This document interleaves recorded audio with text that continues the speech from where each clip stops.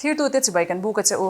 kan malok kalok Sabha MP in thanlo om tura MNF official candidate tuna Rajya Sabha MP nilai mek puke Vanlalvena biang na kan nei dona kan share che wangin ani hi kumsang ni le panhi khan politics a azwang luta ti chuan by election ate handingin kumsang ni le somni khan Rajya Sabha MP candidate ani a vote somthum pakwatla a vote somni pasari mu in atlingani ti chuan kumsang ni le somni pathum MLA in than pui kan neya khan South 1 biala ading le a thandlin ani lawa ti chuan kumin kumsang ni le somni pali Lok Sabha in than kan neya hian candidate aron ni le a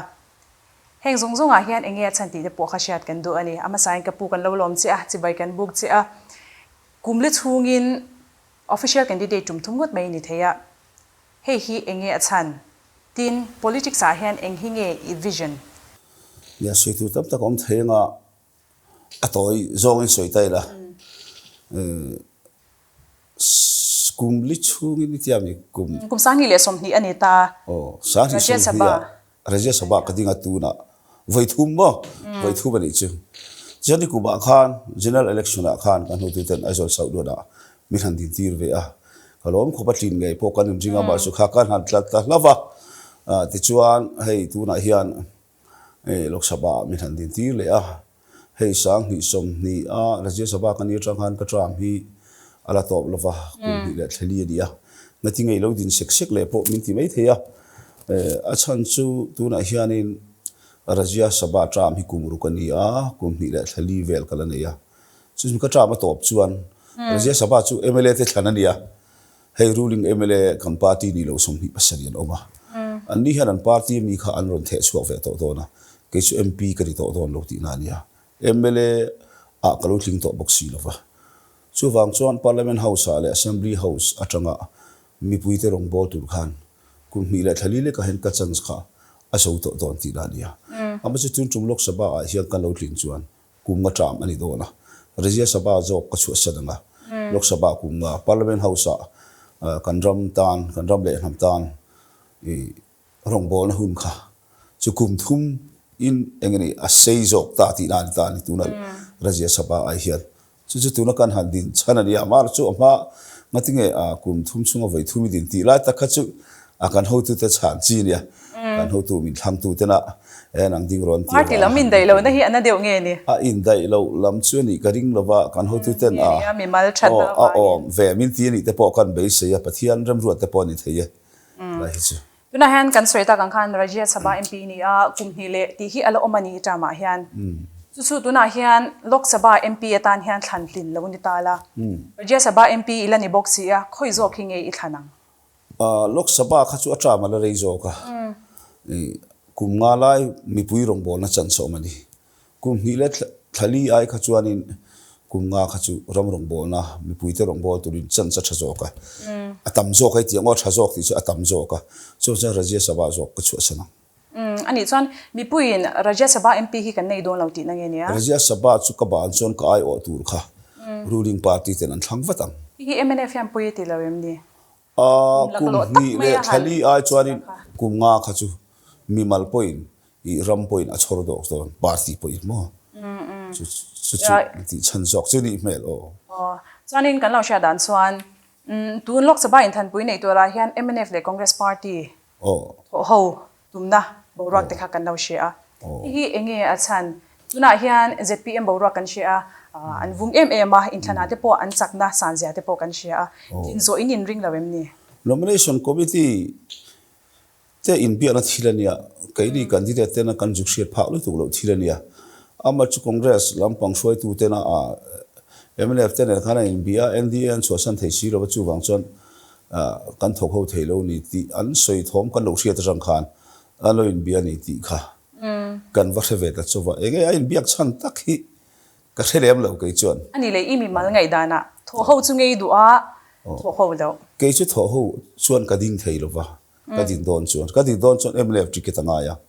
chan chu MNF ticketin Rajya Sabha MP kan ni mek tlata chu tho ho chuan independent din angai do na independent ka din chuan dan ka bo chhi ti na nia chan chu ka MP ni na party ka phat santi na ngani independent ka din chuan chu parliament dan phal lo ania chu wang chuan Rajya Sabha MP atang in disqualified kan do na chu wang chuan in congress te ne na tho ho ko chen ke chu ka ding thelo sim chima ke ma ka din dol kha chon tu nen ma thok ho lova MNF ti ke ta ka din kha angai tlat ani congress ne khan tho ho chu lo ti ta se independent in midang an din tir karing ke ma ni tho ho na om thelo chana khan indian chwa san thelo ve ti khani a chu adikem an soi congress u naw te soi kha chu ni amo anni kha india a hian chu ro ti se an du big lawang asan chu parliament a khon in king hlom lian pui pani oma india kan tia khan congress len thurul pui ani ta ni chu tu na mizoram congress te pon tel nan ta nda ka kai ni MNF te adin tu te singa botel ve kan dia anni pon an chu san lo chon kai ni kha lo chu san bi mot kha mo chu party in nda hi ni tel to lo u kan tia resolution kan siam po ni si lova nomination committee nan ma ni thuwa nda lo chu san mot kha khatiang lam kha an thu nei na ni chi alwa mo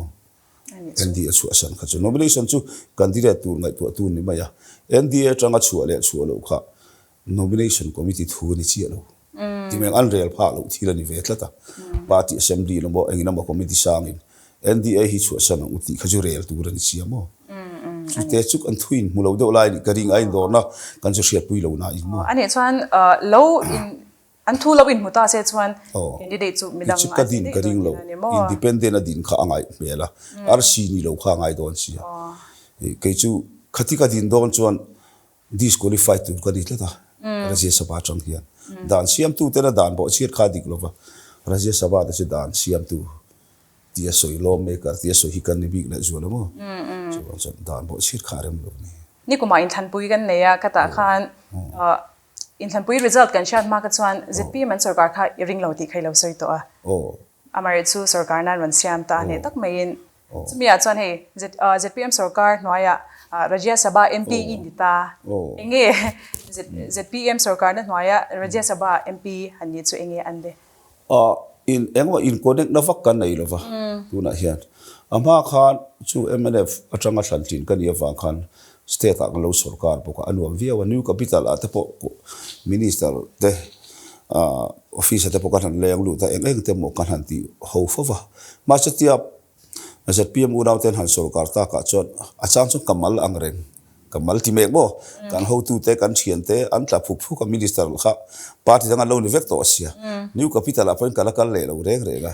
ma ka lo ti nei tu ve nen khan ama chu ti angin enga ni minron ti chiat po khre chuang lo ma se minron ti that po om chuang lo wa ke po hian chu tin khatin ka wati chuang lo mo ti hian in ho chuang si lo wa in thian lu tuk chuang si lo hian kan omani berin ka ria kho har thak ang reng ka ti chang chuan mo chulai tak me chuan kan ram ta na thok vek khai ni a ram ta na nai in tho na ko nga te po tho ho chu tiang bo ro ka ni si chuan i mason na kan ti a mo thei tu thila kha te min atimwang de lo mo an ba ni sarkar lai ril ruwa zira de ve thei hei chu tia Rajya Sabha MP kan ni no hian kati tu hi kati mop mai ni hei thathum thali velan sarkar ta mo thathum vel bor anga ni chu kan sarkar MNF sarkar lai po khan ni tho kan pu the chu mi chu ti ro ti su hi aron ti tlem ang ren kho patrol ka ti piek ka ti mop mai ni tu chu ma po hianin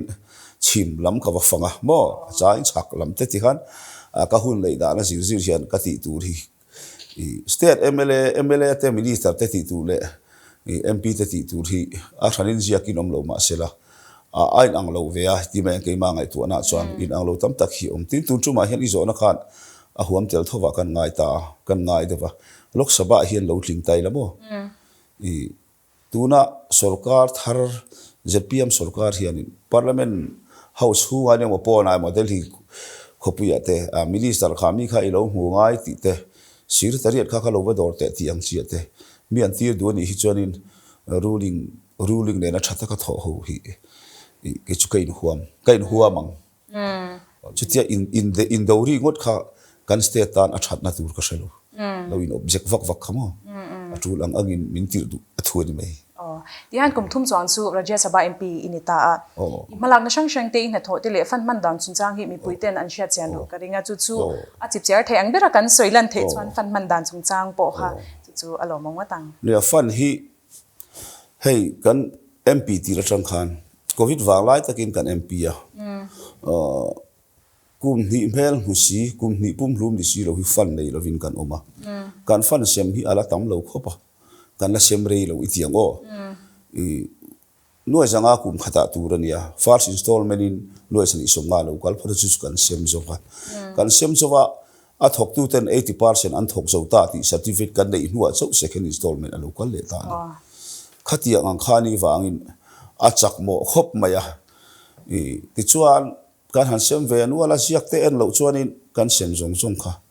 soi harsa atlang puin tuna hian a engani a local muan thin e mawang khan a then rei deuh deuh an lo thaw wang khan adang local le tur kha da le thina tun chuma khan anhunung bera khan nikum october ninga khan ifal isem thei antia del hi changin office staff ten miron phone nikum october ninga ni chumi phone ka dona chu chu second installment te kha aron ti muana wang khan in than tu hnaya ani don sia lok sabha kha kan sem man lawang ti hlawin a hlomin tun mar tharon chuak tur vel ngari tun second installment turang hisap tel turang hisapin noi zanga sem tur miron peni ti chuan a hmai ka lo select lok ru to alo in than puan an hai to sia MP MLA in than kha chu october ni ruka khan DC office a heng te katikan sem veka ba se voi ni thlei ala thok lei thei chong ba a chan chu parliamentary a sem dan thar aron siama an training tlak law state dang pon haran ti ve thova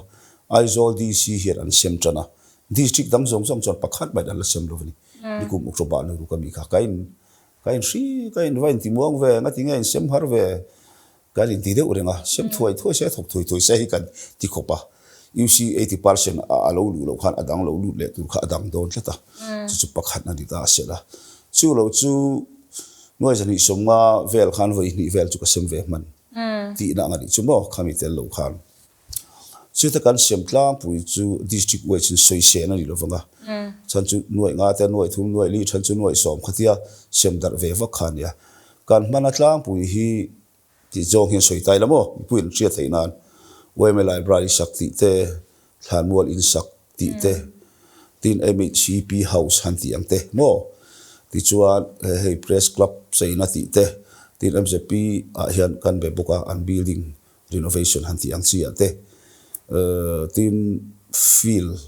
feel like ti te mo chuan feel dola leivung dola retaining wall siam hanti te tin a zo ko bichungan step rem le retaining wall hanti vel te hi kan ti ve nuala tin chu lo le chuan khangai mo deuh mai hei thlo ma kong lai mo I leilet kong lai te thingtlang khuwa hemi tlang ram khuwa mo ngani thingtlang lo huan khatiang ram chung ko pali panga som dolina anin trom kong han lai sak tiang chi te kha tin khu mi ram di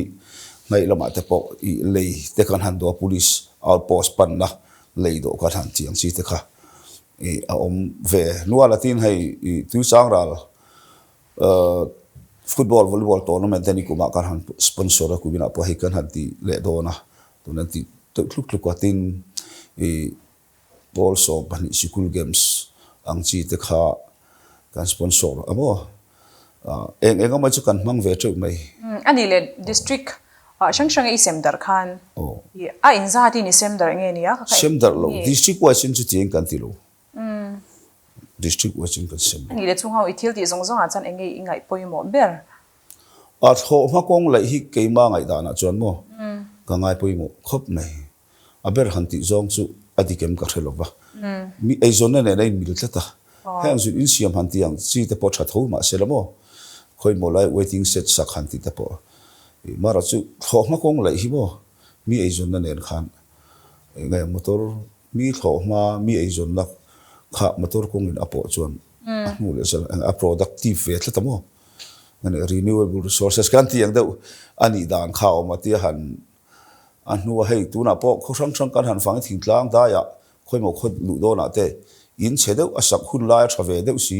en kol tuang lo enga tan ma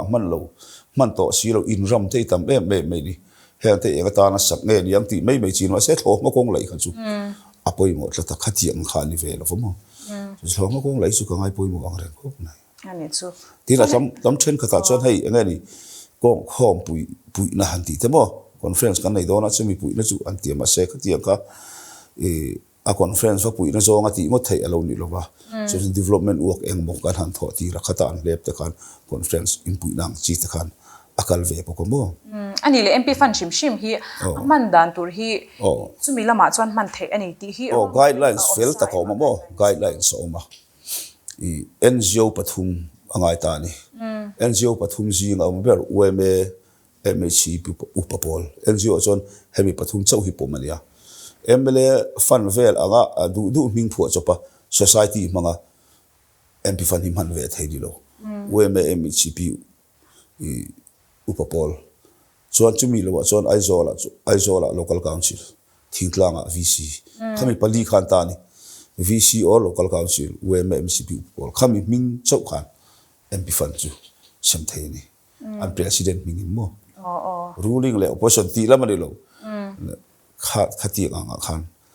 ngai pol welfare ti vela kan sem velo ani so this one in parliament session nei to hian chum engem mazati lo ding to in kan ramtan mai ni lo manipur tan te po chum ni lai lo ding to ti kha lo soi to chumia chuan idinga thui soi kan han ti khan ramtan hian enge yaw chha pui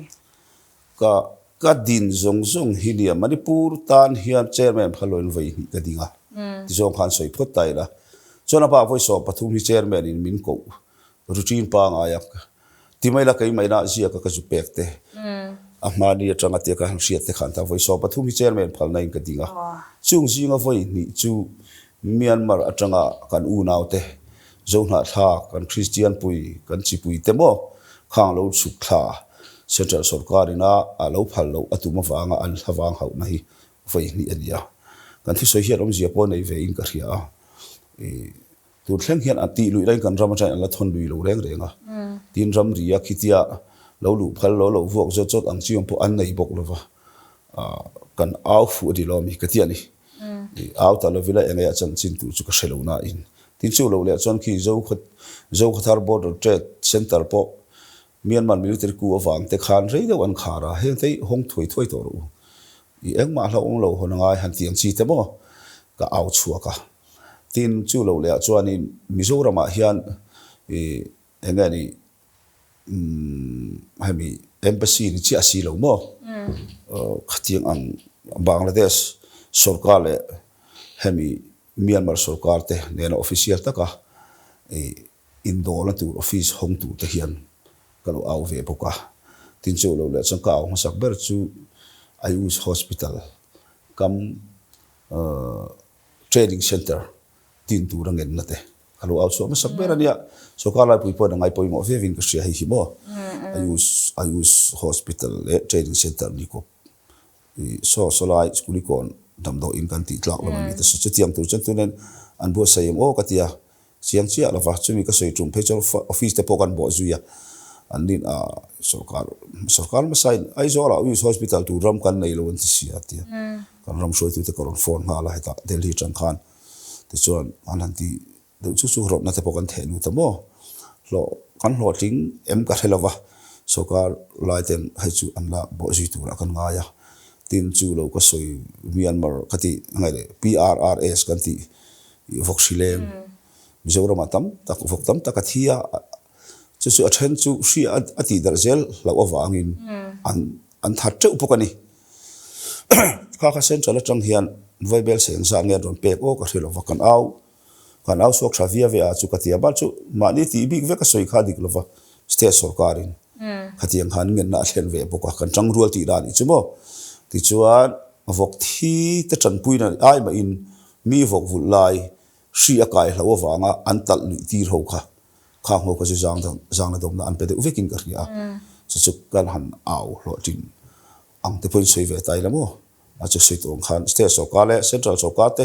ne na in ka thil zel ania ke chu au tu mai kan nia file te chitin aput up tu kan ni lova tin chu lo le chuan engani special mention a te hian oil palm man chung chang te kan soi chuaka tin minister ka dor zui boka he tu na phechon India ram tum puya red oil palm hi cheng som ai tlomin kun hatok tu te am thal tu ran lo ti parliament kan pass pha nge ya kan au chua ti mot chu moi lo wanga dik po dik lo mai thiam ase kan au thil lo hlo tling ve ni a minister ron pulu tamo kan ramang oil palm hlo lo thana om lo wang khanin tlom te te godres company ten an le wang khan aching tu ten oil palm thalu tuk te khan ki chau mai ni khai dang a thak tu in oil palm hriak kan mo khop kan nei lo la kan tia ti chuan cheng som tling lova company an le ni chuan cheng som a tling lo na song kha minimum price support all india kha central surkan an peto do ti kan au hlo tin pakhata kan nga ya tin vote of thanks to the president's speech kan soi tum khan 0 ni lo bil soi ang dewani chumo bil soi han ti mela president thu soi zaw na tum ka soi wak tum khan bangladesh ram ri shula le do atul chung chang te khung la ya in tlo po na kong thawm lo chung chang te ka au puya ti chuan chung te chon han bo zuya filin enge le kha te kan thelu ta ministry of home affairs sa tlabum bula khothlang tui pui chunga bridge do angai ni ma mitlama tanga ram ri shula border tro local jail hi atop rimot mai di khung lai khuan lan lok ang hian khotam ta ko ma bsf kem tam ta ko boxia hei defense tam po thalove lei hi do angai tin ka den hei vaibel se somnga le pali arun sangsona jon thok tu te po ten tarin an thlang fel to a chuk te chu kan au chu han ti veila mo tu ma hemi chung changai midang in ma min la pu em chu ka khelova ka au chu zia ka ti ani bok ve a tin chu lo chu a kan han soi ne hi chu kan nga ve hei highway chung chang te po mo highway extension new highway declare tu ra han pu anang chi te kan ti nuala zia ken lova voi so pathum lai ni ve wa khan tin introduction of hindi ti te pok soi ve tu na jala hlo thing chia em ka thela vai hi not is a tlang mi thian hindi thiam hi kan mo na sa central lam hian in hei ron mai poi mo ngai ni ti te ka kan hal soi ve poka ka se kim ka soi mai kim thailo azia ka ani le kha chu house chung thilani ta house bona hian hei mp te hi in poi mo em in luboka state tan malak na sang sang in lo ne ya etinan mp fund pi alama enge moni an hai chwa tur ang te tin state sarkar ta na ma lo lak zung theina tang khan in tangkai in inge in thu kha chu atlang em ani pui mo han mu chung changa te po khanga khan in tangkai em ani chumia chuan kan state tan hian tinge ilo sai chwa pui to a mai lo lak pui to ya kan mala na hi ka ti hi chu adik thailova kan tin strong zel tai labo atir phatan kong lam hi ka ngai poi mo khop maya sami lo kan ve em long klai tu zorin pui so long klai tu zorin pui kong so zorin pui tu palewa tu sitio so chu kan tu finiat kong tu ri wang sonin kan mp ti ra khan long klai achanga zorin pui kong so lai zo kha har em mai ni atira an tho turta angai poisa estimate item te khan han revise a la zo thei chuang sil fa chan chu le lo min le thina sang ni som ni november khan kan vena le do zo kha lo mu ma lo ta ni ma se sang son zo to si a chumita chon viable se za somnga ngai ni o viable se za somnga fel ni ka chiang chi alo mizoram pwd di an kan chief minister hovin khami revise kha an di lamo tin amha khan congress sokar apong khami revise kha an lo dil to thovin ka sia chu covid an lo ni chowa kan pu te ho phaya jin alo rem chi alo bok ne khan tuma jin ngam mang lo khan omrei ang renga kani lo theilon khulaya o taking la lai trangin delhi kan ju ta lo theilo wa chung ta chu a kanin nor na sa ang reng khopa kan nor chuak ani nor chuak ve tha kani chon chu lo chu khumi leng te tu I tripura ro ma mit kaltlang mo ma mit khodai kaltlang hemi kongjai south viable se sa somriat pasari nge hek te peichu a mla abial to mla puzira ta ho ne te kan engineer ro te ne te morth ho te a dorin delhi te kan chukala letter hetin adil na kan han siam ta kan nor lai la ya voi ni voi thum kan nora ka han ti kha dik lo ni a hu hova nor kan ya chung te po chu kan nor chua kan ni tin khu bairabi chu mamit hi true lane a siama national highway apuang turin ngen na ka siama ongal ti an puang to a ti chuan lai turin tian anga ni an study available estimate and siam vela tin so mi zorin pui le long ma su in kar po so highway tharam in puan sak turin kong min lai saka highway thar siam turin kengena minti min puan sak to ni ma se an la lai man lova tin kho thang tui pui bul khomi o tlabung bul kho thang tui pui lui mong khukum tinin kaptai da ma wangin tu chuk zong in tui kha luang vak thei to si lova tlang rama train hla tak train lei vu nga lo lu ta anu ngui te khan a lo luang mang to si lo anoi kha lui mong a tla zel ta aron cha zel mai ni ti khan lui kha pon lang tial tiala i tlabung kho pui tan te a hlau oma border fencing ati raw kuta achi ban pha mang lo po kar mai mai thei khop khan border fencing bula khan lei khaten lo tla zel thina ni alo tlam lo acha zela long zo te pok se omani chu min hai fai sak turin central a kan nge na ste sokar point again poka chu sang som te aron ti chuak to an thok zo te mo ka shila mo khati ang chi te tin hela ya gar mura atanga engani sai rang thleng hi local the siam tu ten kan nge na mara chu min ti sak thai ri lo amaro chu national waterway ya i khubi i kham rang ram bottling gas bottling plant bulok thleng khuan waterway national waterway ten ron puanga tin chu lo le chon hebi en lowa engani silchar bui bul mar kholian lakhipur atanga mizoram le manipur ri na helaya tipai muk chua hi national waterway number 6 national waterway number 6 hebi thleng ron extend tu rangen na te hi kan ti boka aro ti don em ka khelova tin hey NIT mo NIT tu la trong engineering college changkang ani meng chu engineering college te ai po changkang ani NIT te chu hey hi kan parliament campus ve si hi viable se ruk chuang sanction om si viable se thum don an thok to kum ni tho chun jom thei lovin an om an buaya a boina song chu mi pui ma ya kan soi vek seng lovanga kala ni phat khan amo phur tu ber hi an director ni a ka ngai de awang hian silchar pa ron om thadu si lo silchar tang ron op tlata hei hi aram thei ang berin in la chuak tu ren tin central city te kan muwa kom line ado kala train han phone hei mizoram mp lo chho vela a hena i lo sofia don niam ti khan chawaro in sofia kan chief minister hena even sofia lo ka te vain sofia ma se nu kha kan lunga oi thei chi lova chuwang chon hi in remove mai thei lo mi kan ti kan gena an ba ta south indian min ron ta ani char kan buaina ber hi hu leng puya khon campus thade tu ram kan na ya ma sa in a line reserve forest ani ti ani awang khan forest complain aron le chu kan buaina ber ani ti chuan forest minister te kan mu a helai officer ho an local bok kan ju dora chuan kan forest minister te pon ti chuan kan kol pu hi kan kheng thon to ni kuma khan forest permit te po kan nei ta mo chuan hang te po hi thadeu kan nei thei pha do ding kan ria NIT campus permanent campus har sat na hi akol pu hi kan suthonin ka ria tin a khula ya kan thil ti hlo tling ve neu hi chu om ve state sarkar ma chu kan ti ni lo va state sarkar ngani pending mo pending file kan zui ang chi hi atam ang reng khop maya ka soi vek seng lo tin kan na ani berem ka helova kan ti tam em chu ngani sports lam thil deute tin student au ho de waron jin ma se rail reservation buai ang chi hi kan ha pui vek re kan ti mi hanon pun ve de renga hei ticket chu kan nei ma se reservation kan nei silo confirm thei silo kan ho ni nai to si aron ti ve de reng kan boi pui na sa ve ang re ga tin mi zo te kan call from khopa passport po nei lo visa po nei lo aadhaar card le en official thil keng silo chaina na thokan lu top an lo man te kan soi chu te tam ang reng khopa mo kan han chan chu rok hi chen te chu singapore khatiang buaina tok te australia a buaina tok te chen chu da dubai lam te mi hian ron shil ve jinga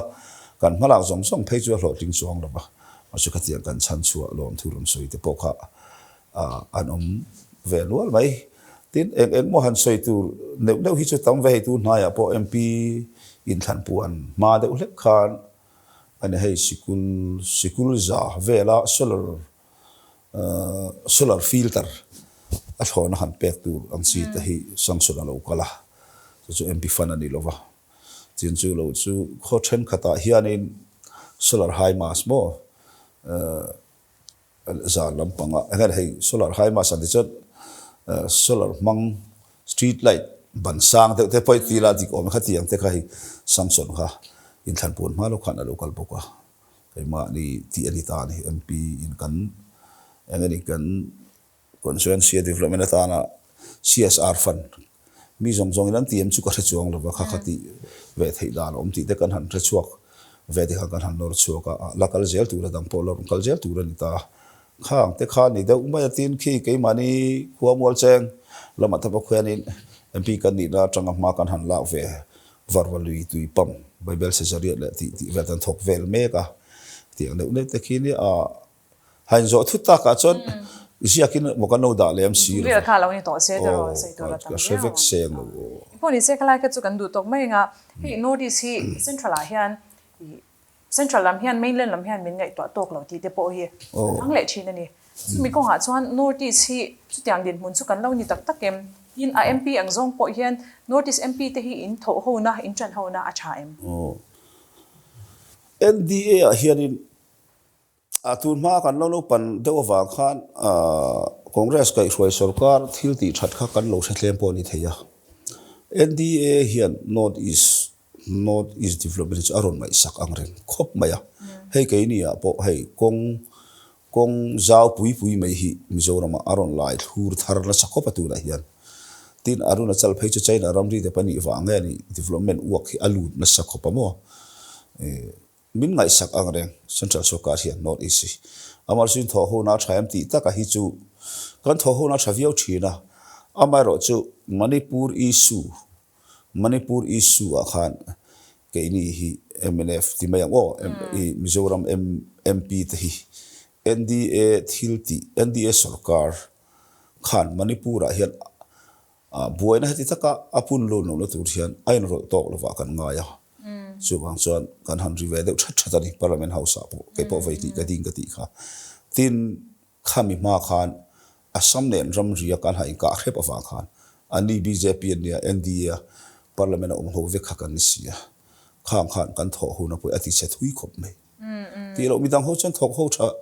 tlang pui deuh chuan kan ria kai ni hi NDA ve tho sia chuan kan di NDA pui ten en hian khang thila wang khan tin Myanmar ral hlan local te kan lo chuak du thlat lova kan lo kuang po lui thlat no chu kan ram ti lova no chu an ram ti lo mai ni lovin tran pui nei kan zidi sak vak thin bok sia bo chu wang chuan NDA kan tho pui tena an policy kalmar pa ngai la ka tang khan kai ni chu klemin kan peng de thlat zela kan tho ho nei chu ti tu a thalo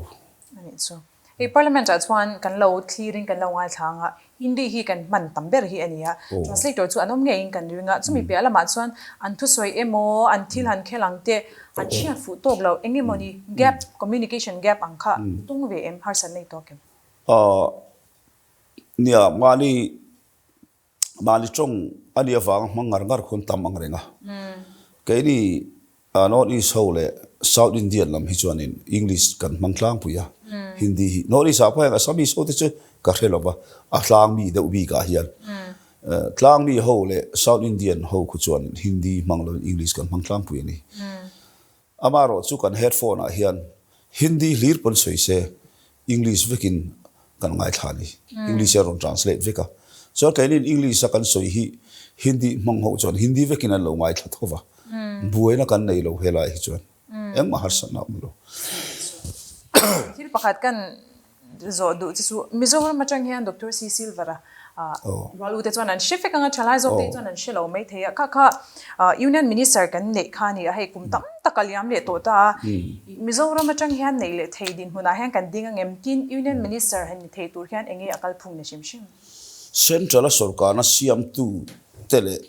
hela kan thantlin te inkar kha poi mo ta ni pu Silvera minister thei na chan po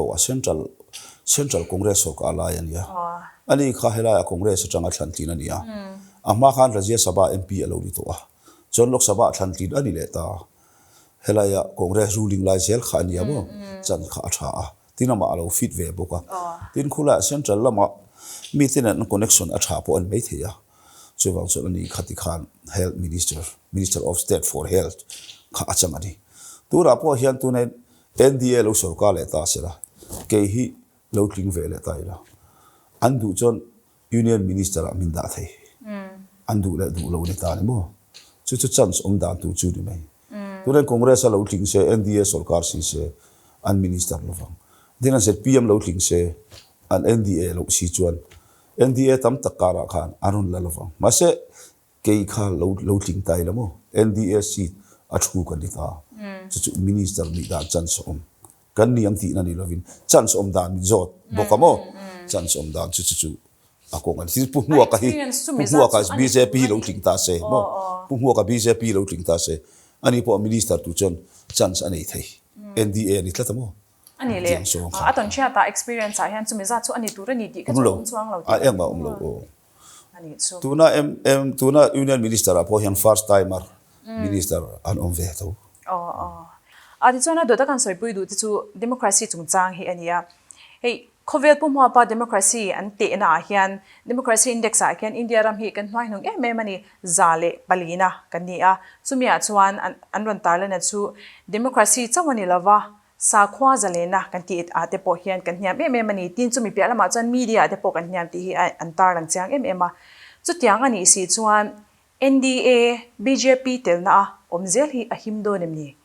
ya thil chi thum mang devin soi tai lamo kan pakhat na chuanin dura kan BJP soi to central an kal dan ngu khi mo I national newspaper hovin the Hindu ti te ngatam na mi interview chumpon an fascist katiani fascism hian ko de democracy hian hlat de hlat ang hian ngai thei hian omani party dang tena a hi chu kan ram ta na thalawang tia na sata an soi po hi tam zok ban tam zok chuang hian itiang an kal lui ngok hi om fo me ni chu wang chon kan democracy da na hi tun ma kha kan ang lo mang o nam te naw le sa kho te naw te za hi kan ngai lo mang o tiang te chuan in India ke dar ti hi in poiti lo ni ti kan ngai tu chang om fascist ka wapu kati chu kan interview na po hian tuna hian in NDA a hian party sang somli chuang kan oma chang somli panga kan han tlinga chang thum jet te kan ni ton somli bor kan omani chung zinga chuan BJP an lian bera tuna phecho tung kal lai me ka hen MP za thum pathuman ne ya zani som sari pani kha sarkar na tok lai khan NDA an thian te tel lo hian BJP khan a hlangin sarkar an cham thei dei ni ma se NDA ngai tel khom pani wain party dam te minister anda tel ve tho vatian I trang ho sarkar kha ading tho ma se a hlangin an nei phatho sarkar na khop MP ti an riat wang hi nge ni anti de ngu ka chu wang chonin tu chum in thana te be hi chon a tlem hi nei sela India ram sa kho te naw te nam te naw tribal ho te tan chon BJP hi a hlanga an sarkar thei mi alo hi ngai ti hi ki chu ka ngai da na ni a chan chu tun tram chho a po hianin Christian te Muslim te ramdang a chon Christian le Muslim kha minority kan ni lo India ram chon minority kan ni tlatani sa kho te naw kan ni tlata mi hi chu an pal bor de hian a hriat theya chumi ni wang chon BJP hian MP hi an nga vak hi India ta hian a thalovin ki chon ria tina tot le chon in NDA hianin Christian rama party lian te kan tel ve nu ani tuna meglaya sarkar lai khunya na galan sarkar lai son ni pokani ti chon an ni tenen hian kan thopui BJP ho ti dan hi Christian ta ahim lo mai tin Christian party tiang over Christian zom to party Christian MP te kha NDA chang hian chuak vek tai la Christian lo hlang Hindu hlang BJP hlang khan NDA ro rel ta se India ram Christian te tor na sa jok a khen thei ni chu wang chon ke ni a chhunga kan oma an du thu thala an che thei lo tura voice kan lo nei ve thin hi NDA kan thu tlat a thu chana di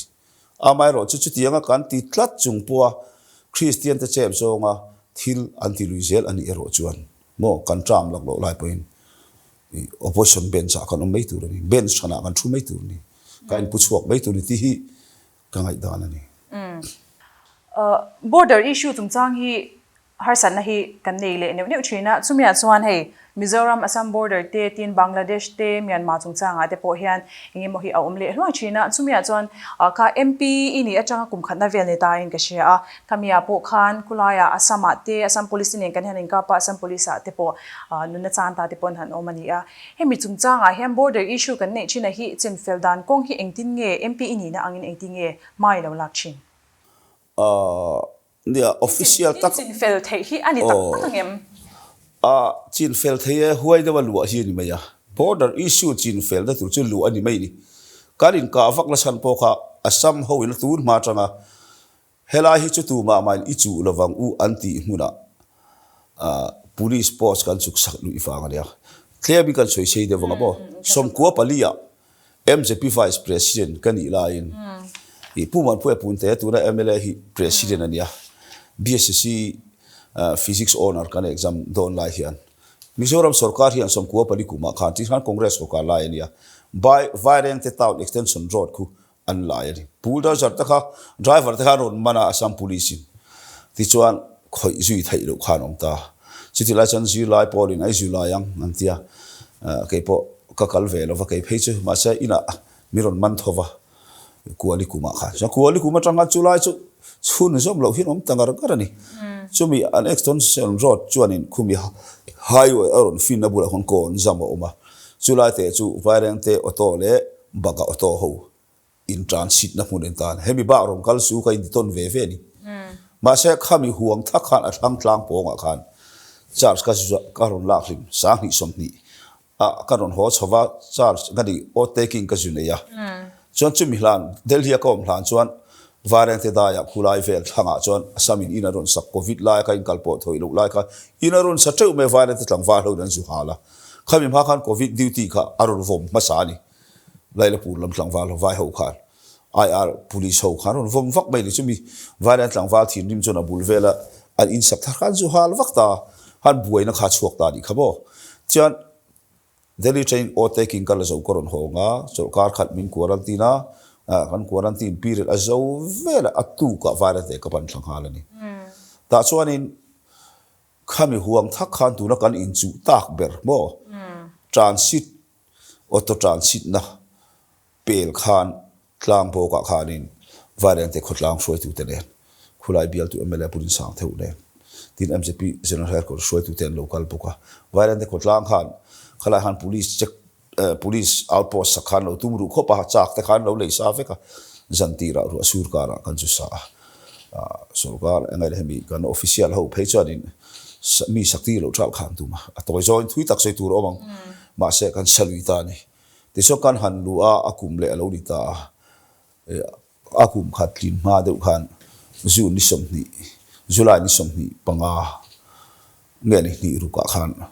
aron la ta thut mai khani amo chu te chu Delhi kan se som nei lai khani a video viral ta sia party general headquarter WhatsApp group apo kan han post pop mai ke ka china voina ngai khu kan la le lo ni chuan MP ni zuizel hi kadu lo ni tiang chi te ka e mani party WhatsApp group a kan ron ti pop pop he lai kan police officer te ka karon phone ve pop pop ka Delhi tra kan in lang le ngam do dem te ka tan ron fui very at hu ber ang sim khan ti to chu thu kan nei lo va MP te chu ma se khatia pressure han siam ve khan ni maya chu su ka lo sei thui te vem ka relo va achan chu sarkar ang changa document thil kal chi rita MP rimot in thil lo ti ve vaccine lo interstate thil ania state sarkar indo la chi sarkar lai pui hriat la chi la kara hal kai ni chu kan lo then ve mai ani bera chu wang chon ram ri kan han chu kan zula le ta ram kha kan zau ta kuali ku batanga kan ti thei rei lo kha tu chu kan lai tlang ta veka in tam tak kan sato ni tu na he kan ram kan zau ti ra ni chu bo tin he ta thing hlun lama te po hianin khami kanin ka ma chi variant te a khatia buainan om deuh lai tran ti nen ain kar sia khan thing hlun atang khon ku thangram indigenous howin samram a khon singla valley a kwan 1875 ram ripona si kwan keima ni mizong ha thlak si ni si thu vel lai noma cultural meet up kholiana biron soma ka sukal tu ram ri hela chin hi rom kal thailo antia ka pilot motor kal lak lo to ka pilot motor le ka motor in kara khan kong kham zong in an police driver khan ka kal ve lawin kong sira motor ding la ka kong kham zong ran din lui tir thut maya ki le turin min nge na police songa somruk velan nia ke ni police min escort tu tlem te ro ba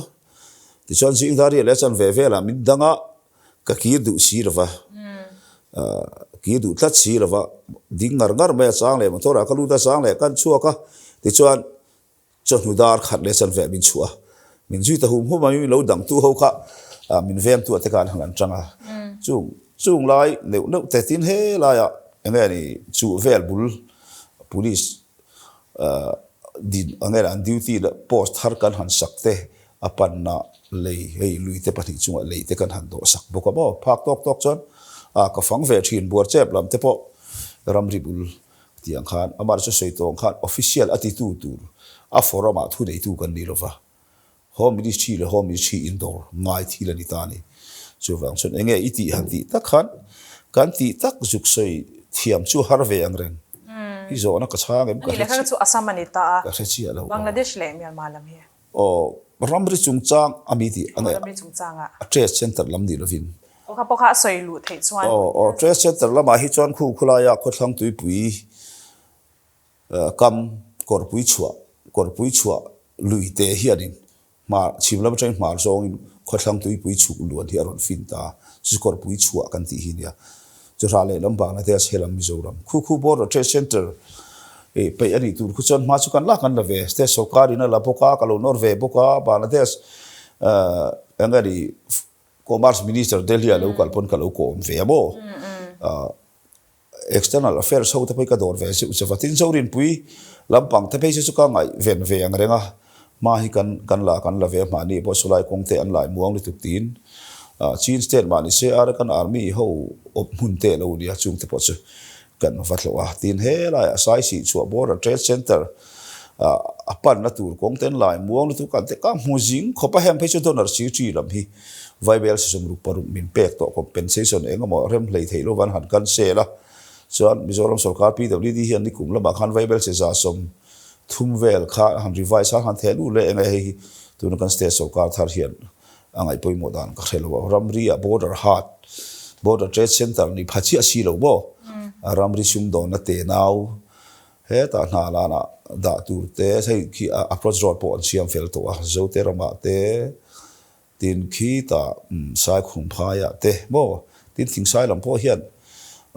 englai pon kan kal po vereng thosia hela hiat lo ti ve te dir te pa ron thlen sak ve ron te kan han thlen sak poka tin ba na de sa heta i mam huam lam panga kal tu din silsuria changa border hat din ti te ti chon khu lai border trade center pe ma border hat din tura korpui chuang en na ang chi te khang kan han ti hayan function ve nak hlaba mo so ti ramri chung changa kan thei ang ma kan han lak ve na hi chu nia tin ama po ka sei to khan khimi zo khuthar border trade center khi an khar re ang reng riawa mani lo ka po ka nge la hela hian hon to tu eng ma hla om lo ra le lama khila ya mi chin state sipai ho ve kan oma tu ba India sarkar na indi boy do nom lo ai khar reng tu lo ti hi ka thlen ve che a boundary tak lam chu thudang di se mo Mizoram le Assam border chung changa hian tuna ministry thar ZPM ministry a hi chuan indoor na dokana indoor na hi alo omle lavin kan share achu chu MNF hun lai khan in ministry hun lai khan enge in indoor na nu ber enge in thule la kha I shiat kan cha ka chu soyerem chuan kan thule la chuan 1875 bo sang jare somsari pangaram ri kha kai din kan chan chanta anin sang ko som thum pathum ram ri kha hi constitutional boundary ani antia tuna map kan man mek lai hiria me param ri om mek hi ta ni hei lo hi chu kai ri chon ramri ti dang kan nei lo vantia kenin 1875 ramri khadi kan ti sia amini hi chuanin ramri a hian inrem thei din huna kan ding chi ri lo fa chu wang chon tuna kan lua chin bak chu atu ba ma hianin ma ison lo vila ni pon ron nek lo ula keni pon ron nek lo chu tiang deu hian ngai status quo anti me mo tuna kan din ngai ang hian iding riang uti nang deu kha in biang nu ber chuni kshi ani le ZPM hian enge anri rusu khlek tu ro nia enge anstan tur hi kan chief minister hian claim lai deu khanin 1933 tu na mi ram ri hi a pom de umai o ti ngai tu thei de khan tlem lai de ang tik lai ngai ka tha to lo ba thu soin ka shi amaro chu anuwa hian 1875 hi aron tran chan ve thovin ka shi amo tu na si amani nuwa hian heti lama soi hi ka khelova enge an ngai dan kha ka soi sak ngam chi alo de thil pali soipui du che kan ya ke chan karon soi zawak don lova amar chu chumi achan ingai dan te ithir dan te khashiat kan do amma sabera chuan tun lai lar mmai free movement regime kan ti fmr hi enge ingai dan nia hei hi Myanmar le Mizoram state dang chu va soi sak lo tai la Mizoram le Myanmar in kara phal na ngai lova mo passport visa ngai lova free ta ka kem som pru in kalpo theina dan sang ni le som pariata tu ne NDA sarkar ina asiam ma se ni kuma kan se le ta kan itani hei kan soilar ma hei chu free movement regime hi la omri zel ro se ti in ngai tu na kan nei ni ama cha atau bul zo kha kan ngai tu anga ya ma ni thil lo kan ye chu an create po sa ni som pariata mi ni ma se kha mi ma khan thil o mo mani India sang so somli pasaria British in min chu asana bo sang so somli pasaria British in India chu asana tiswan India ram chu asan ma khan ain real bol dan tu political structure kha duan sa alia British no khan ai o thapon loi thlang to ni India ram hun dang chu ma se sang so somli pasaria British in India chu asan khan ke ni kha India kan disi lo vani ma se min ob ve tho si ani India chu asana India dan tu chin fel ruwa kan ya ke ni chung chang kha chin fel om mi lovin min chu asan ve tho si ni chu tiang che chon Burma kha Chin Hills khi anom dan tu ching fel si lovin Burma kha chu asan dei me ni chu ti ni chon khati la kan political leader te kha khovel eng mo khatia independent nation ni tur khati han ti tur khan an political view hi ala niam ani mai theya tin kan economy ala niam ani theya tin mi puisu khlek shim kha kan economy te kan education te kha ala niam ani mai thei mo min op tu ber khan min chuasan dei mai ni ma se keni chi kani Lusai Hills kha khati la Lusai Hills kan nia India khan kan lo be chho ta sia ti chon Chin Hills kha Burma an be chho ta box sia ma se nam khat kan ni box sia ni nam khat kan itla chia ma se Burma le India a khan min then sia chu wang chon Burma sarkar khan sa kha chukwa somli pariata khan government of Burma passport rules asiam ta ni sa chukwa somli pariata mo so ta passport rule government of Burma ina asia ta na chuan Chin state le Lusai Hills kha border atanga mo India le Burma ramri atanga kilometer somli both sides ale lama kilometer somli hi phalna ngai lovin le kha em paper ma ngai loin freely in and move thei tu ti kha siamadi chuan chumi zai zui chuan sa kha chukwa somnga government of India passport rule thar kha khami enton niom thakhan an siam vele tani Chin state mo Myanmar le Mizoram in rina o India le Myanmar ram ria hian KM somli ve ale lam hi phalna nei lovin free takin an kal thei ang ti kha an siam chumi an siam chan chu nam khat kan nia karin kara ram ri omru ngo chia chu wang chot he mi te chen san ngot achi lo zelen taka kan la kal ti lo chon an khongai thak tin mo kan din mun khamin she thiam ani India light soka lai pui ruai tu anu thleng pa khala ni te sel ni Burma ho po ni te sel ni nam khat kan nia sa khu khat bia kan nia kai nei pol thin mo en kim kha British ina min lo then dat lui kan ni ti amin hriat thiam pui wang ani khatianga kal zel kan ni wang khan voin ni ti top tu ngot hi athiang lo ni ma tu da cha hei NGO jong so nan du lo wa party tu main kan du lo ma cho mi chen khat chan du le ping vek rose du le rui loron lu na sal tu ten tia khati zong kha chon adik mai thei ma se ping ma se rui loron lu thi a tle pha don lo rek re mo thir le na hung wang mai khan thir len ta chu minute khata kan chep chat vek thei a ol tu so wang chon border fencing wang hian rui lo hi alo lu tle pha don lo บ่ชูวางจนข้ามีชวนเราว่าหุ่งขาจริงชวนเรามาจริงเราเตียนหุ่งตายแล้วคงเห็นหุ่งรำรีข้าเจียวลุยเนี่ยชิมตุยปุยเจียวเด่นไอ้ฟินมามีช่องสรำรีนี่จัดจัดปกคงเห็นหุ่งมั่วลุยไล่หุ่งไทยนี่เราอันหุ่งโดนจนเจียวลุยเลยชิมตุยปุยข้าหุ่งปอนะบาร์มาลาบินันจังเฟกโดนสิกันรำวานะลุยชาลุยตุกข้าปีเลยปูบริติสุนจังอ่ะกันรำลุยชาลุยตุกข้าบาร์มานั้นจังเฟกังกันรำละมาอันหุ่งโดนชวนบ่บาร์มารำละมาหันหุ่งไทยโดนจนทุดังดิเสจูวางจนรำตั้มตักกันจานโดนทุยตักกันจานโดนที่จูไม่นี่ละว่าอูน่าเตอินกัลโปไทยละว่าบ่งั้นเวสเยอรมนีเลยอีเยอรมนีอินเงี้ยปิงตูบาลินบังเทปอมินอันเราอินปิงซาโตเทปออันสุจิมเรมรูมารำขัดอันโอมันง่ายมั้งจิตเอลายกินี่เฮลายารำเราอินหุ่งสักอินกัลโปไทยละว่าเราเสียมตุ้งกดข้าให้จุเริ่มตีชีนี่ลูตีค่ะอันนี้เลยยูนิฟอร์มซิวิลโค้ดที่ยูนิฟอร์มซิวิลโค้ดที่กุมเฟบรุรีนี่สมนิปันยากันมิงโจตากัดจนก็สวยจากฟิวไม่ยาวนี่กุมเฟบรุรีนี่สมนิปันยายูเนียนลอมินิสเตอร์มินชาหน้าจวนก็โจนะกันสวยพุทธังอ่ะ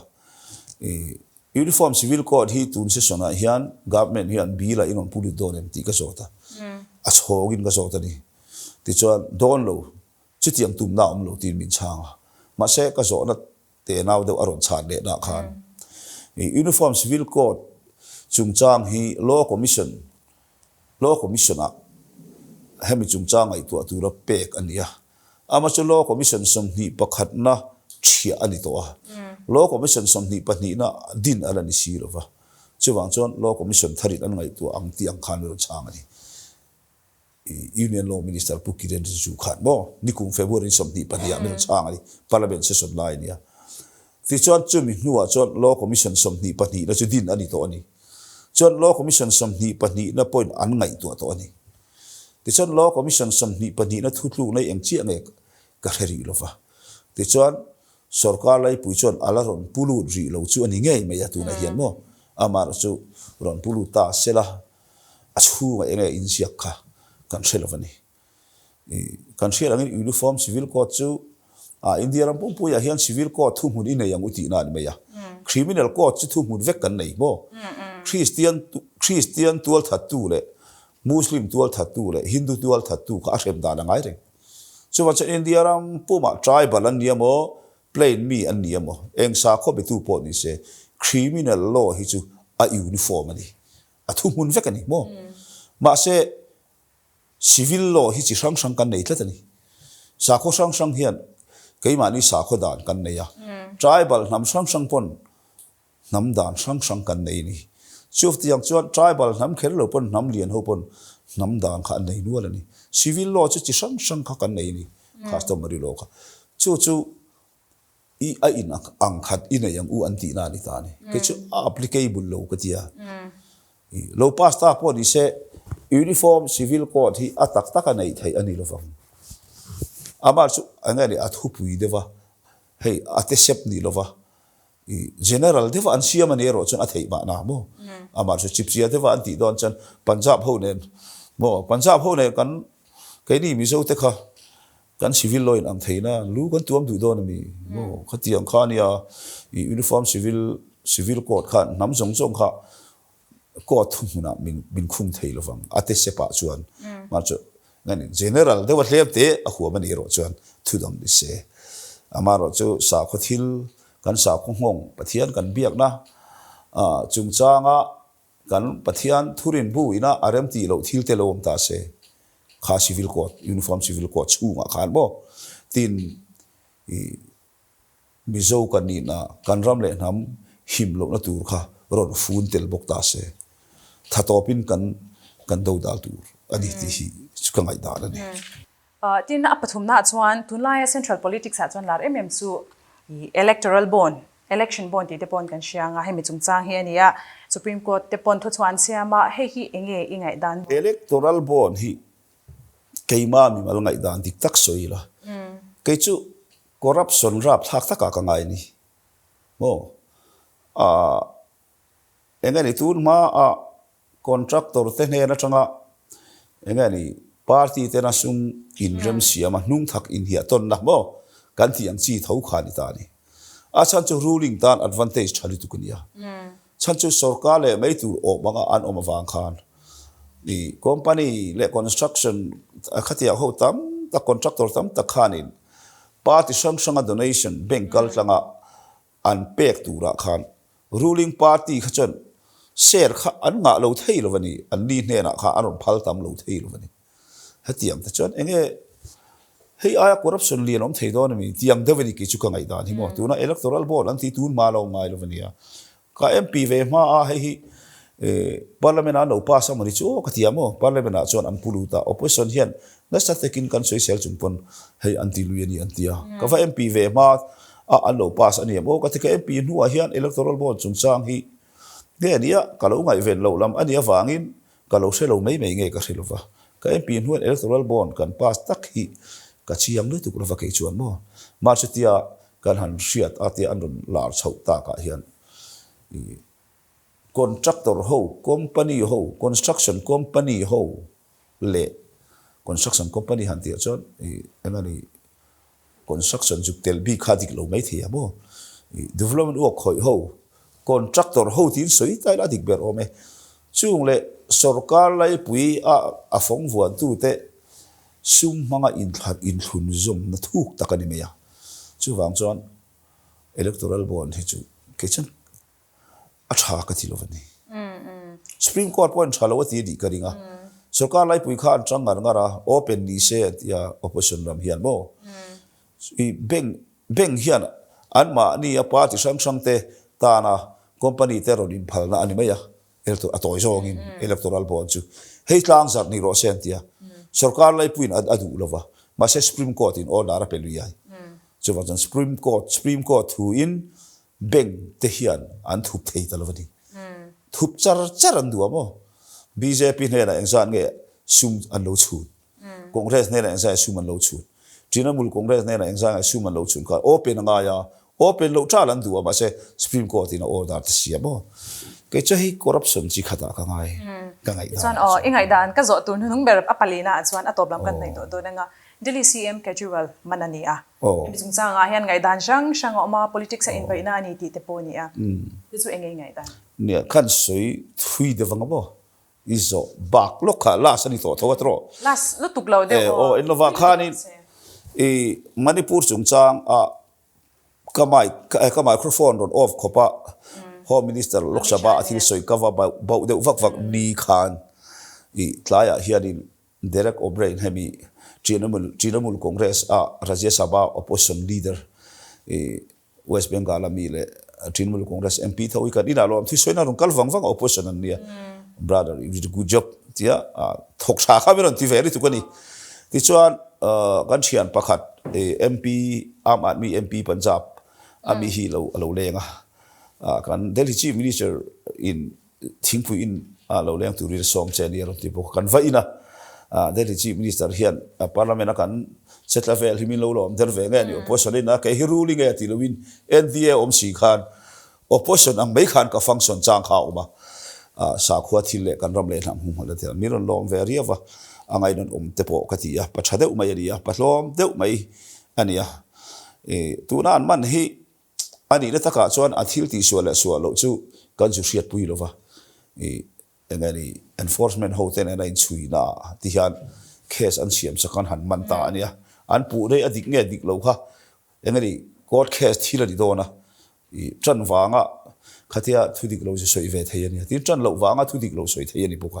chu wang chuan an pu na hian adik nge dik lo chu ka selova ama ro chu an man chan zo ka hi chu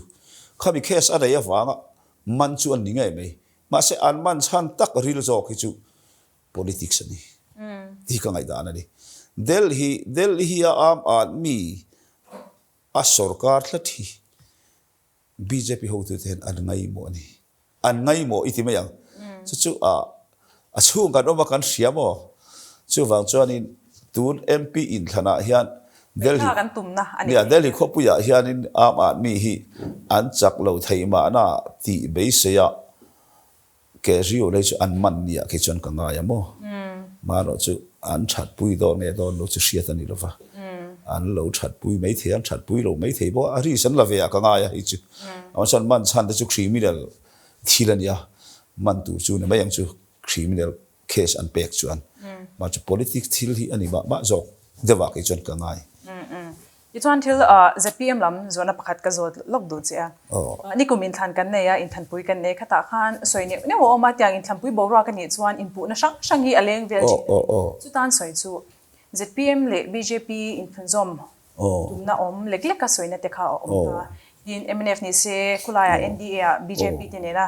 เขาอินนี่บอกว่า BJP กันซอมเรานี่มาเสละอินติขานี่BJP เล็กparty ช่างคมนะคะเนี่ย NDA จูso ZPM อันปูนแต่ที่ทิวตักนี่เทียมกิจการิงอาฉันจู NDA ขันมินปุยโลอินทนาขันโมตัวน่ะพอยมินปุยจวงโล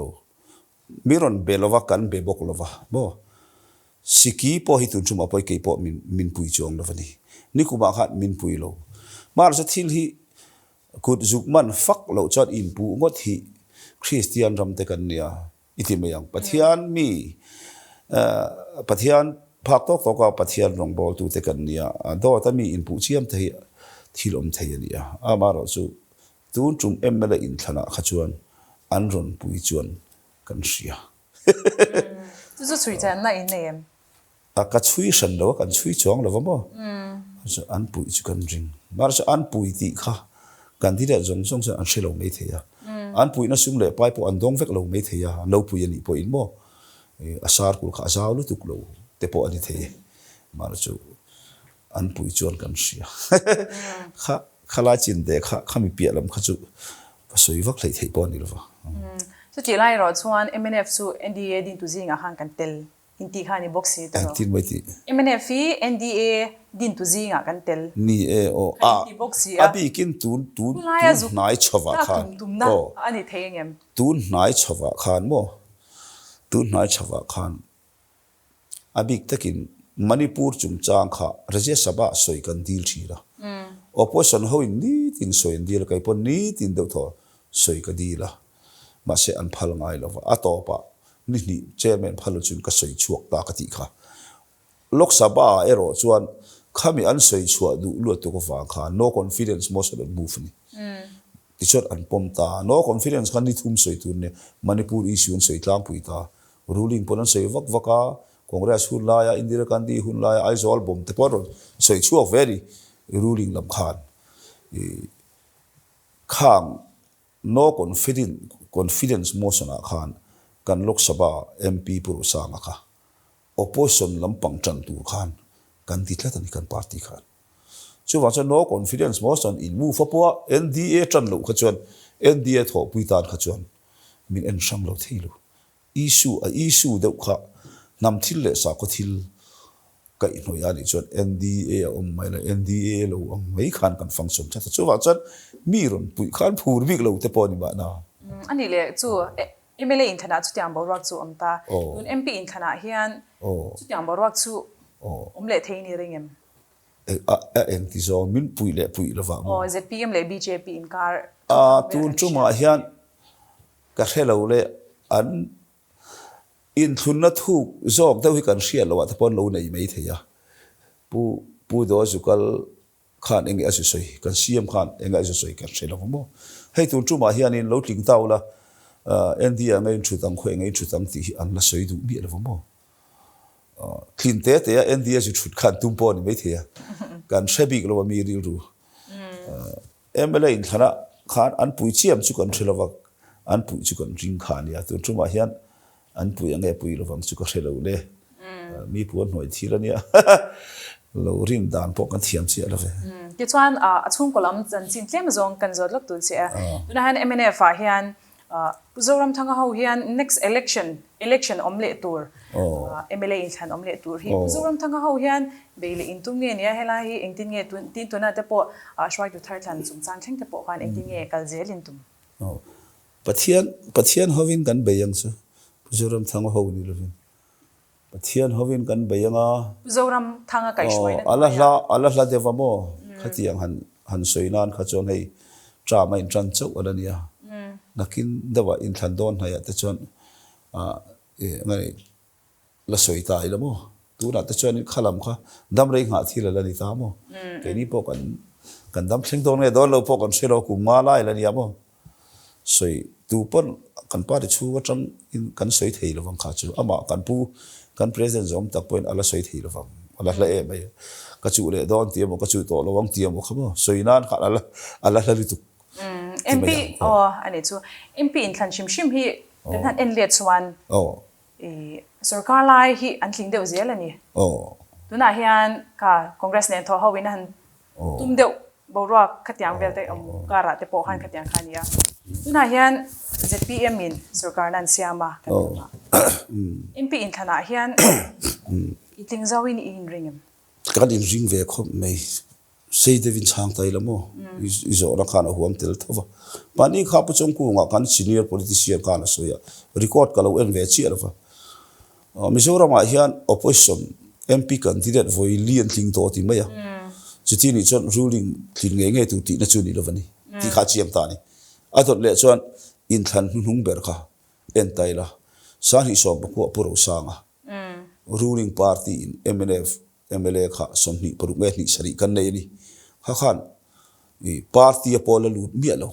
เอ็งมา politics จิตเทนตัวพอลมเราเอ็งไงดิดูรัชน director pensions ทราบจงดูโตกระเทียม English อะไรโอ Hindi ดูโตกระเทียมทีนทาราวมีก็ขันมีเดียวไม่ขามิงชาเดียวไม่ขากันที่เด็ดนี่มาเสมิโซรามามิโซขัวจงโหวตเบลข้อมาขัน ruling ข้ากันสักทัดเลยมาเสผู้เราสร้างว่าสร้างเรียบราอารมณ์จักมาชันค่ะ minority area กันที่บังกลาเทศรัมริชูเลทริปุรารัมริชูเลMLA constituency ปารุกอินทลาร์เพย์ฮิโบอาไว้ชวนนี่เราข้างขันมิโซพอทำตั้งกันอมทเวมาเสกันอุณาบรูเตจับบาเตกันที่บ่ขัดยังมีขัน ruling ลำค่ะมีรอนโบนัสตานีข้างขันหุ่นดังอ่ะ ruling กันที่เด็ดทิ้งเราข้าอารมณ์ชันชวกตานีข้ามีมาอินทันและนุ่งเบอร์สักนี่ข้าสักนี่สองปกวนเนี่ยอามาสักนี่สองปลียขัน ruling party ขัน MLA สมทุมปลียนเลยนี่สักนี่สองปทุมคุมตบอินทันขันคอนเกรสจิ MP สม MLA สมทุมปลียนเลยมีมิงชา minister อันนี้ลายปัวอากรับนามินอันสวยงามมีอะไร familiar จังปัวเบลเจียนตัวเด็กไม่ผู้เชี่ยวรัวลันกันที่เด็ดนี่ผู้รบาตาข้า opposition กันที่เด็ดทุ่งผู้รสากันสวยอย่างเด็กขันมิโซรามุนสังสังมิโซเอเรียข้อสังสังโหวตเบลคอมขัน ruling กันที่เด็ดผู้รัวละข้าอัตลักษณ์นี่มาเสมาก็สวยอย่างเชี่ยผู้รสางเอาเท่าขันบังกลาเทศรัมริชูลทริปุรารัมริชูลกันอุณาว minority โฮเตขันruling อารมณ์บ่ละตาอาชันจู ruling บ่ฮีอามันเอาอมเรงอะดิเอ็นลูปีกันเชื่อมโดนันติละตามีปุยจันตูรมละตานี่อัน policy อะกันสุดที่อย่างเช่น SEDP หน่วยทุ่มกันเชื่อมโดนกันเตียมีปุยจันตูรมละตา ruling อารมณ์บ่ขันจู่ฟังจนข้างขันมิโซรามุนสังสัง ruling ลาค่ะอารมณ์ชันชั่วเว่นี่จวนผู้เชี่ยวดูอัลกอฟอสังรูปละที่สวิตอัดลิงอะดิจู่ฟังจนตูนจุมาบ่เฮียนปะเทียมคงน่าจะให้ MP กันนี่ชูกินทิลตั้มตักกันพักตกตอนกันเราที่เวียมีปุยดูทุสามแต่จุกันที่ก็ไม่กันทิ้งจงเราฟังกันที่อมที่เราพอตั้มตักกันเลยมาเช่กันพักตกกินการจ้องเทียมอังเทกันเราเอาเวฟักอาสาบจงกันเทียมเราเสียแต่พอกันมัวเผาผ่าฟักมาเช่น้ำตานะกันเวน่าอวังคันมีเจ้ารำมีปุยหุ่นช่างโซเชียลมีเดียแต่เราจับตัวมีเชียดกันเราหล่อเวดีช่วงจันมีเจ้าข้อช่างเอเรียคันกันมาอินทันไว้นี่ruling chance ไอ้มา opposition chance ทางเดียวกับ chance กันในเวทละทีตัวจุมาเฮียนอาจารย์จุกันคอนเกรสอุณาวที่อันเชียร์วางไล่อันนี้เวทละตา MLA ประคัดเจ้าอันนี้จู่อัน MLA ประคัดพอจู่ตัวจุมอันอินทันคัน vice president อารอนจู่อันที่ลิงซีรฟ้าโมลงไกลอุตสาหตานี่จู่ฟังจวนนี้วัดหกเขาเราไม่ละผู้รบาตเลยพุทธเตียโม opposition candidate vote ห่วงบ่รวกค่ะอามิโซเอเรียเฮียนกับพเวทุเทยตละนี่ปักขันนะชุดที่เราดิตาเส minority ruling อารมณ์บ่ในเอเรียค่ะเอดีละส่งเตีย MNF MLA กันในจัดกลับงา MNF MLA กันเนี่ยทาวรังMNF MLA กันเนี่ยพูดดูใส่เบียละดัมปะเบียละโม MNF MLA กันเนี่ยมามิดเบียละ MNF MLA กันเนี่ยฮัชเชก้า MNF MLAข้ามี MLA constituency ปารุค่ะ MNF MLAลีไรน์คลาร์เพย์ฟิกไม่ minority area ฮี chiti ni chan ruling kha aron bo hum lo ve thei tlat ni khang area kha tuna ro re lai party in MLA pakhat ma an nei lo na ani tlata BJP an om chuang box silwa khami phe khan mo turin than number pu ro sang atin lai kha chuan mo I minority ina kedi MNF lam kha opposition lam kha kati ruling lam opposition lam party dang kha an bo lova ruling lam aron bo na chan tu kha ve tlata chan chu so lại son MNF MLA le khati kha no ve ti me mo ka ngari kha chi thui tak soi lo tai la tu chu ma hian khati anga bo ro in than ma sak anga kal chon minority lam kha ruling bo hum lovin kan MLA ta mala na azara khan chance kha ve thei ni a omang kan ti na ni lovin chu wang chuanin kan lau thong lem lo pathian zara mo amaro chu pathian thu nia chance lo wa chon kan ngai lo ani chu ni tikhan atoblam kan nayenga isoi du zong te soina hun kha to bera kan danga chumi ma chuan politician te ram shwai tu te hi kan rama te kan stay danga te khovel pum ma pon corruption kan sia kan soi mol molani kan du lo zia te po kan aw sa puina sa em a mi chung changa hian hi chu corruption a hian ka fili mani ngamen ka chan cho chak zong te vania ke pathian ram thlen tum tang chon corruption hi ain mil lo ti thei lo ba ke chu ka nga ya kanu pui fanau te ka fui ve na po nia ke li chung hi chu chung ko en van ram kai kan tum tur ni khovela ho sakhi kan tum tur ni lo ba reilo te tan mai ni chu wang chonin kan ei tur kan ne ya sile fen kan ne ya chena te kan ne hi chona to te ka fa te po hi ka zil na kanu pui fanau te po heti ang ro lo tur hian kan fui ve na sa thi la ka hun kal to po tu din huna po hian khati yang chance te kha so om ve mo yang ma thu nei na kan nei vak lo chung hian sum siam tum ngor tai la sum siam na cham se chu kan nei ve ma lo chu khati lam kha chu kan ngai to lo lam ani corruption hi chu min corrupt tir tu the chan min ti lu de wanga yang ti zo kani tin mi hausani hi ke chu ka hlau zo ngani ya mi hausani hi ka du lo mai ani lo ba mi hausa ani hi ka hlau zo ta kani chu wang ta po chun mai thei tu na hen tun campaign fan chung changa pa kan har sang renga nui za tha zo mi hian a hausa thu te mi an tia social media ten pu vena hausa thu te te kanui kur mi in chiang ula chu in ti om tap si lo te hi ka tia huata la ka han khin sia po ka ngai chong fa min chiang ula chu in sei mi ala wang bla ka ti iswana to bernan engemo isoi bel du kan malo ka inthan kan ma chun do na nia sumeta na inwa sai na ko nga te le mi puin na cha du te poi ya mi puin na ngen na le cha du han ti chan sei tu tam tak a om thein kan ring ha ma lo chu hun thu tam tak a soi na chi ri to lo wa han ngai tai la zoram mi puin te na kan ngen du em chu hei ni MP a party ticketing kan lo ding ve a chan chu party ticket ding lo thei kan ni lo fa Rajya Sabha MP ni lai kan ya MNF party ticket than tin kan ya kha kal san ngo thiang lo fa ti chu ni lo se MP atang khan khatia ka di party danga mo independent mo ka din chuan disqualified tur kan ya dan ka bo chadon ti na ne chu mi ni wang chuan in MNF party ticket din anga ya amai ro chu MNF party ta tur kan ni lo ti kha zoram ni puiten min riat sak ka du a tina chin zo na ka chana po ka soi lang to thlan tin ka lo ni chuan tuna Mizoram sarkar thar mi puin du taka kan thlan tin te hi thei pa to pin ka tho pui do na opposition MP anga ni va be ngar gar tu khan Mizoram mi puiten min lo be sei lo ula ke lok sabha hian lo tling ta ila ti chon Rajya Sabha hi ka chu san nga do na ka mun aruak do na ro relai party chuan an MLA ten an han thlanga an party mi kha tu mi puri chi ngai pui an da lut ngal thei ani an du chuan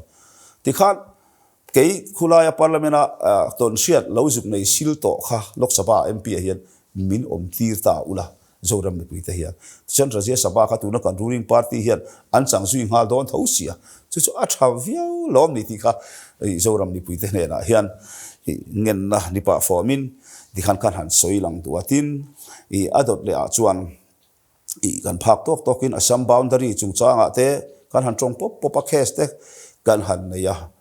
tin Manipur chung changa te kan urau te thlawang hawin kan han tong pop pop boka tin Myanmar sipai huat zong takte kan soi bok khilaya ral tlan kan unau te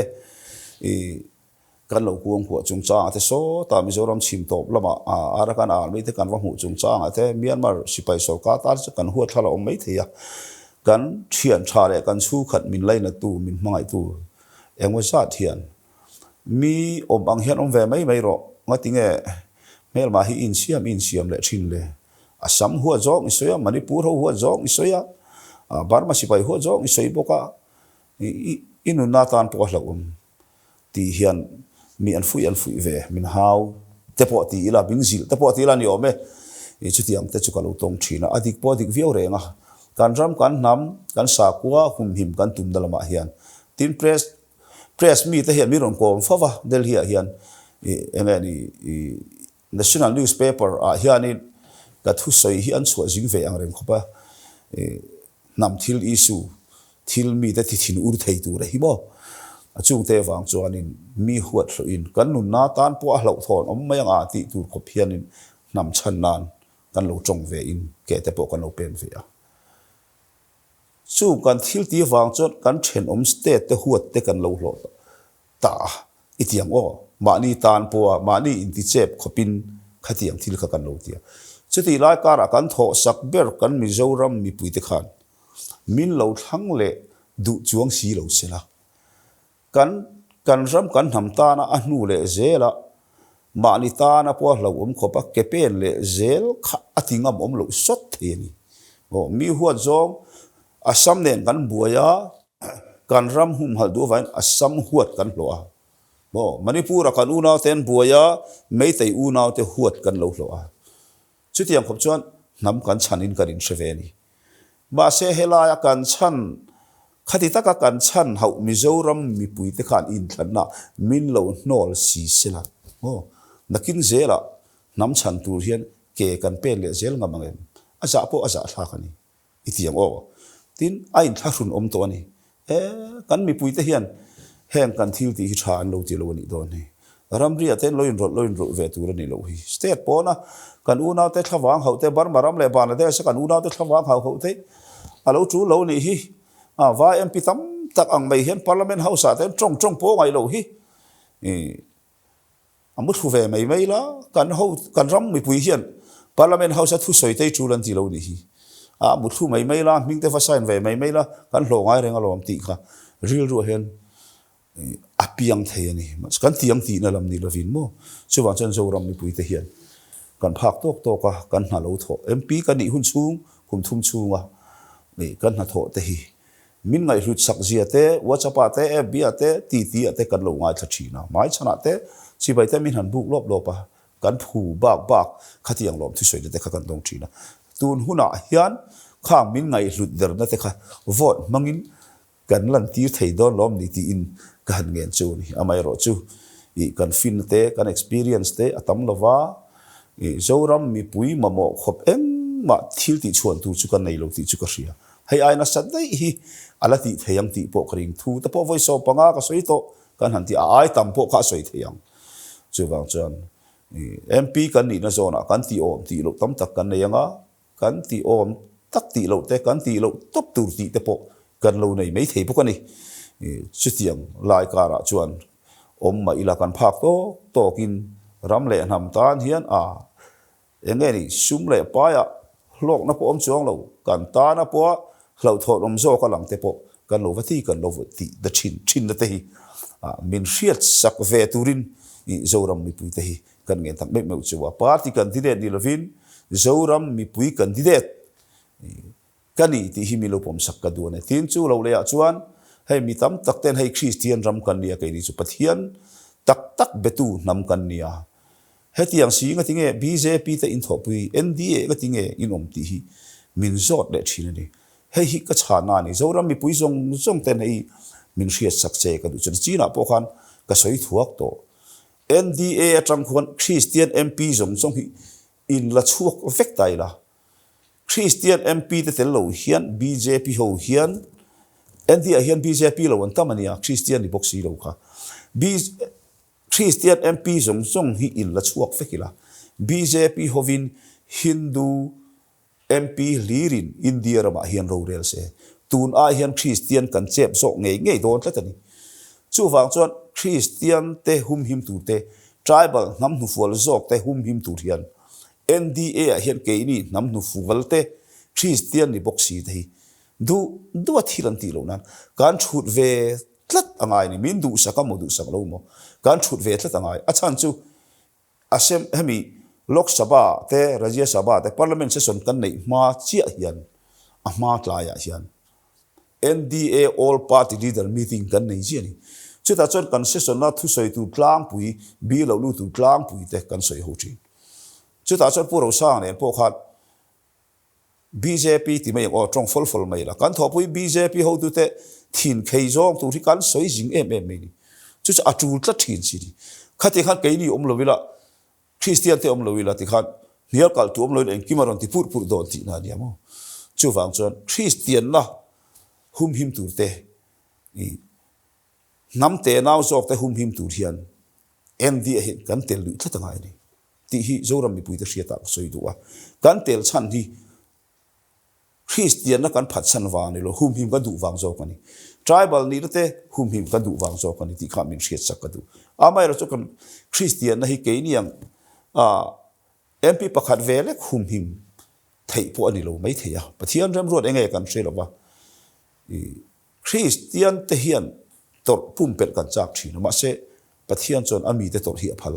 khovel ram khoya po engti khuna po ami ten kan tor hi phal indi pachana ngai tiero chu ring tu ten kan shet angaya sa khothil hi politics alak vek chi ani mi anawani a politicize a thil vati vak lo then khacharin